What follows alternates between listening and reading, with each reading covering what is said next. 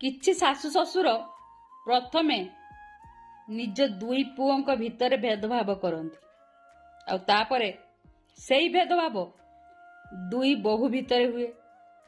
ଆଉ କଥା ଏପର୍ଯ୍ୟନ୍ତ ବି ପହଞ୍ଚିଯାଏ ସେଇ ପୁଅଠୁ ଭେଦଭାବ ଆରମ୍ଭ ହୋଇଥିବା, ତାପରେ ପୁଅ ବୋହୂର ପିଲାଙ୍କ ମଧ୍ୟରେ ବି ଭେଦଭାବ କରାଯାଏ, ଆଉ ଶେଷରେ ଦୋଷ ଦିଆଯାଏ ବୋହୂକୁ କି ବୋହୂ ଘର ପରିବାର ଛାଡ଼ିକି ଅଲଗା ରହିଲା ନିଜ ପରିବାରକୁ ନେଇକି। ଆଜ୍ଞା, ସେମିତି ବାପା ମା ମାନଙ୍କୁ ମୁଁ ଗୋଟେ କଥା କହିବାକୁ ଚାହୁଁଛି,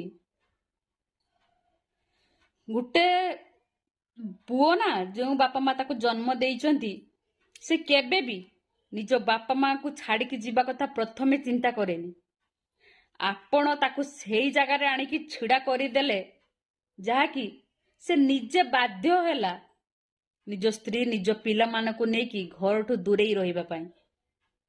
କାହିଁକିନା ଗୋଟେ ପୁଅ କେବେ ବି ବୋହୂ କଥାରେ ନିଜ ବାପା ମାକୁ ଧୋକା ଦିଏନି କି ବାପା ମାକୁ ଛାଡ଼ିକି ଯାଏନି, ଯେ ପର୍ଯ୍ୟନ୍ତ ତାର ବିବେକ ତାକୁ ବାଧା ନ ଦେଇଛି।